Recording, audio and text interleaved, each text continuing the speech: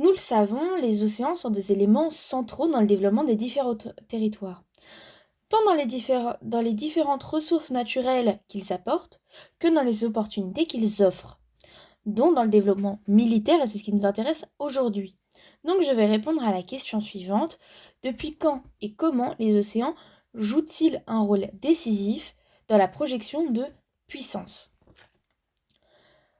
Il faut savoir d'abord qu'on retrouve des traces d'une forte présence gréco-romaine sur les océans. Donc on comprend que la projection de puissance est là depuis énormément de temps, voire depuis toujours. À ce moment-là, les méthodes se limitent à des bateaux, mais ces bateaux sont généralement avec des rames, donc on part quand même d'assez loin et progressivement, au fur et à mesure des époques, on va avoir des changements, mais en tout cas dans la Grèce romantique, on voit qu'il y a quand même une forte présence sur les océans qui leur donne une supériorité navale par rapport aux autres, notamment par exemple Athènes au 5e siècle avant notre ère qui domine la mer Égée. On peut aussi passer par exemple par le Moyen Âge. On va également avoir des bateaux mais qui là n'ont plus besoin de rames et qui peuvent se conduire comme des bateaux qu'on peut connaître aujourd'hui, comme des galions. Et c'est réellement à partir de l'époque contemporaine qu'on va avoir un réel changement, une réelle modernisation et militarisation plus importante, notamment avec les guerres mondiales, parce que on va avoir ce besoin de moderniser les infrastructures et surtout d'en avoir plus. Et donc là, on va vraiment atteindre un tournant, un tournant, parce que c'est à partir de là que le rôle des océans, qui était déjà très important, le devient encore plus. Et devient réellement cet élément central dont je parlais. Ce qui était déjà très important dans les époques antérieures, mais là on atteint encore un autre niveau. Les méthodes de défense sont plus complexes, plus développées, puisqu'en effet, avec le jeu des alliances qu'on observe notamment dans la Première Guerre mondiale, le but c'est également de se protéger, c'est également de protéger ce qui est déjà là, de pouvoir se défendre, de pouvoir se battre en cas de souci. Et donc, on va observer l'apparition de nombreux porte-avions, de flottes mieux équipées, plus massives. Par exemple, on peut voir très récemment, en septembre 2024, que la Chine possède 229 navires et les États-Unis 192.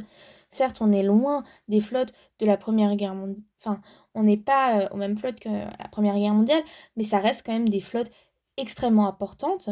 On va avoir des avions, donc pour aller avec les porte-avions, c'est un peu mieux, des sous-marins nucléaires. On peut donner l'exemple de la France qui en possède 4, qui se nomment le Triomphant, le Téméraire, le Vigilant et le Terrible. Et donc, on va voir que de nos jours, la puissance militaire, elle représente un des piliers essentiels d'un pays, de sa puissance. Et l'océan, c'est un véritable terrain de jeu. C'est là où tout va se jouer finalement pour les pays.